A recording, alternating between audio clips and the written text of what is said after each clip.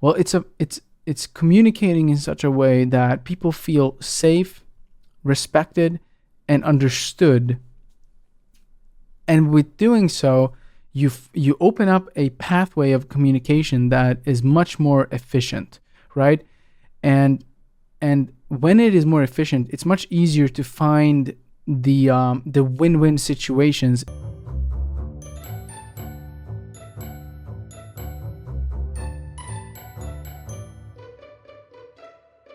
I recently read the book Never Split the Difference by Chris Voss, and it sort of showed me an entirely different area, one that I've perhaps been neglecting for some time now, because mostly what I deal with is technical things, programming related, where I don't deal with people much. But nonetheless, everybody, right? Everybody at some point deals with people, and being able to efficiently negotiate. And I think the idea that people have about negotiation is most likely wrong, but it's is one of the most crucial things for your life. So let me just first of all, what is negotiation? So negotiation is whenever you have two parties or that don't necessarily want the same thing, right? Whenever you hear someone say I want or I need, then you're in a negotiation, right? So very quickly, with that sort of mindset, you're in negotiations all the time. And especially if you're dealing with kids, you're probably in hundreds of negotiations every day. If you're in a relationship, there are probably many such of those negotiations also every day. Or with friends, in a job, right? Your boss wants you to do something, you might not necessarily agree on that strategy, right? You might not think doing that is most efficient, most effective way of spending your time. Okay. Now, knowing that negotiation is so broad, and I also want to make this video relatively compact because I just want to give you some ideas that might give you the most valuable ones that I feel are most important, but also give you an interest if this book is something for you. Okay, first of all, I need to say that I hate the title, because the idea that you have in negotiations is basically that you are buying something and person A say price A and then another say price B. And what happens is that you do some bargaining and in the end, you'll end up in the middle, right? And the book sort of indicates that whenever you've finished this book and learned about these things, you'll never split the difference. Now you'll get your way and you'll sort of win by using manipulative tactics, right?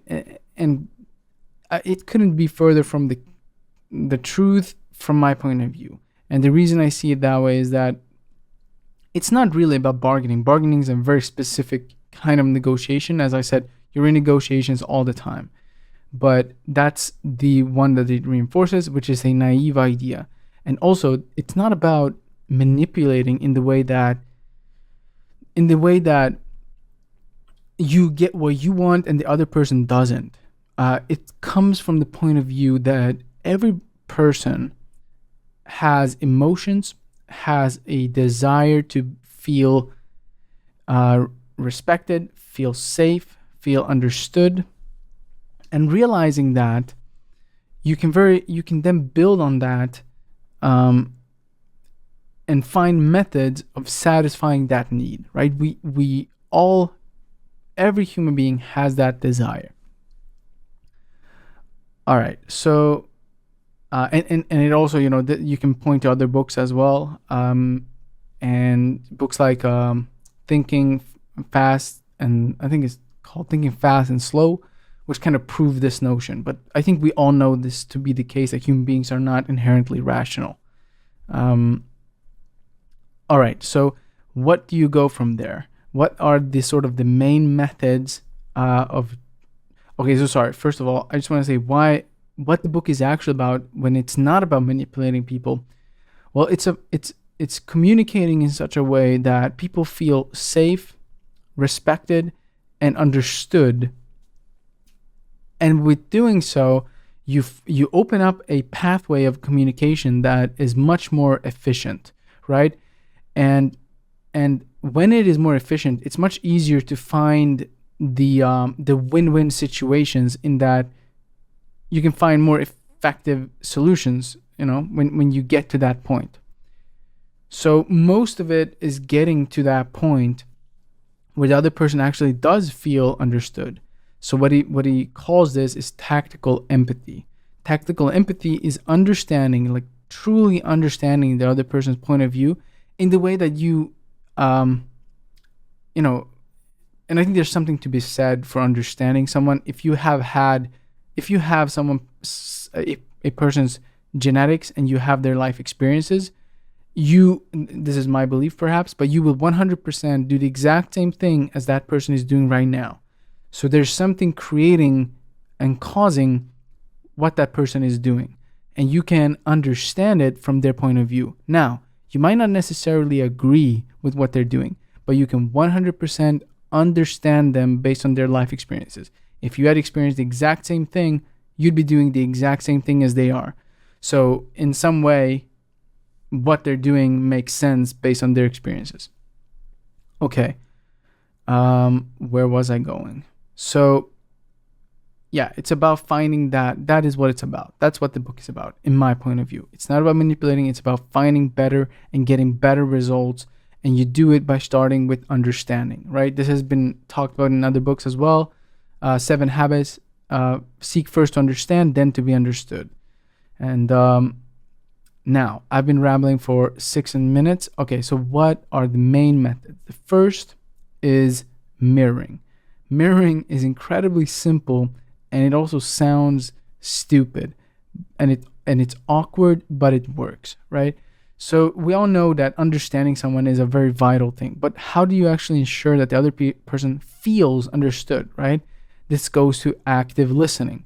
Actually, listening in a way that you're using also things that ensure that the other person feels that way. And there are feedback mechanisms where you can also ensure that the other person feels like that they feel understood. But mirroring is such a method. So it's very simple in the way that you just repeat the last few words that the other person said, or the most important parts of what they said. And it could also be in the form of a question, but mostly just repeating the last few words. So let me give you an example. I very much like machine learning, so I might be explaining machine learning. Well, I might explain in a different way, but let me just give you some, definition. So machine learning is being able to learn to do a specific task using data without being explicitly programmed to do so. Now, you hear that, you might say, without being explicitly programmed. Now, all you did, was repeat what I just said, which is incredibly dumb, but what I'm going to do is build on that, right? I'm going to be like, not being explicitly programmed. When you normally program, blah, blah, blah, I'm going to continue on that path. You can do that for a long time with people. If you just repeat that, you can try it out, okay? Try that method out. Call someone, talk to them, or better, if they call you, and just listen to what they have to say and repeat what you think is the most important, or just repeat the last few words. Now, that's mirroring. The second is labeling. Labeling is putting your own words onto what they're describing or what they're explaining. So, they might be explaining how their day was at work. So at work, I came to work. I just had all of these different papers on my desk, and there was a paper that I had to fill on this, and there was, and then my boss came and just gave me more papers to do, So that's what I did today. That was a perhaps bad example, but then you might be like, wow, it sounds like you had a lot to do today. Right? That's just how you interpreted what they said, right? That's what it sounded like. You just explained it. And obviously you can use other things as well. You can say it, You can say like, it feels like, it seems like, it sounds like, it looks like, but basically labeling the experience that they're describing. And you'll be surprised at how often we don't know what we're talking about. So we're trying to explain something, but we might not have it all figured out, which is perhaps why we talk to people in the first place. And we don't have it all put together. We don't know exactly what it is. So we want another perspective, someone coming from another point of view that can summarize and label, right, what it is that we're feeling.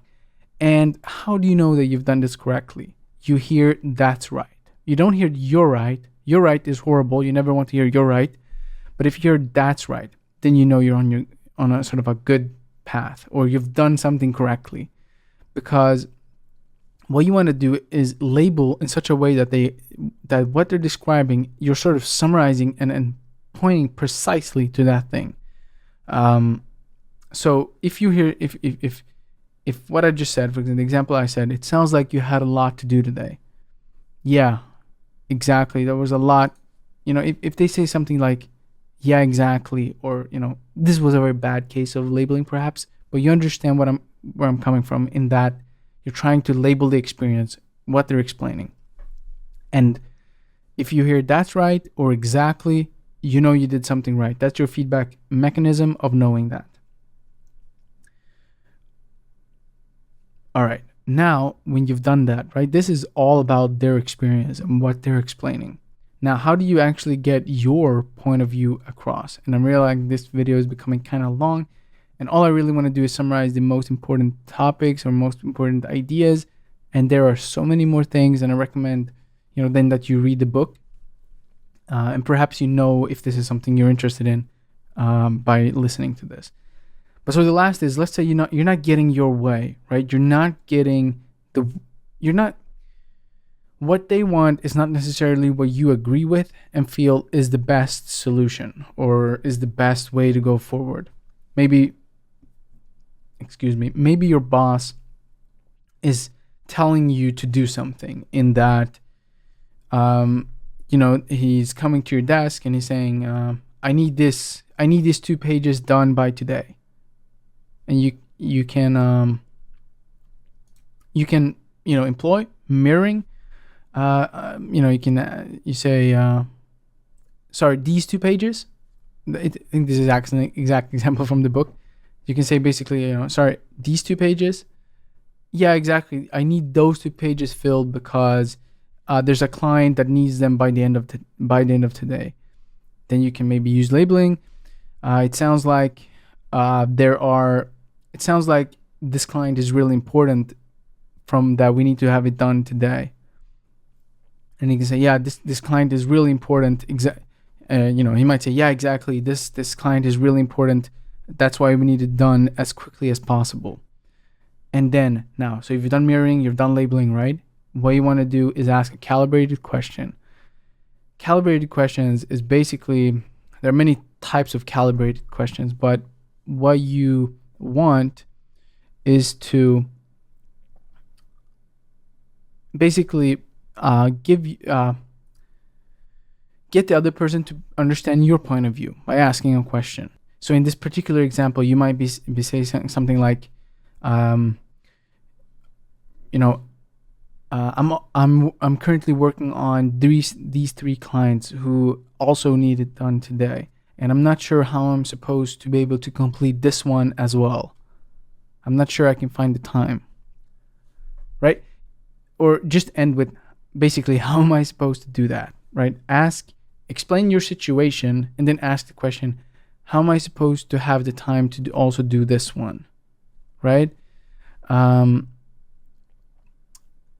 that is usually an effective way, and it's much better than the alternative of just being quiet, I guess, or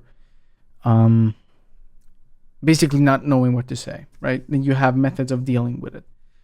So those are the 3 most important things that I learned: mirroring, labeling, calibrated questions, and other ideas of calibrated questions. One is, how am I supposed to do that? What about this? So I've just written some of them. What about this is important to you? how can I help this how can I make this um, how can I make this better? How can we solve this problem? And so basically it's how and what questions, and then obviously the tone of voice, the attenuation, the inflection, all of that are also extremely important. And he also goes into that in the book. Now I missed a lot of ideas from the book, which I recommend that you read if you're interested in this kinds of things.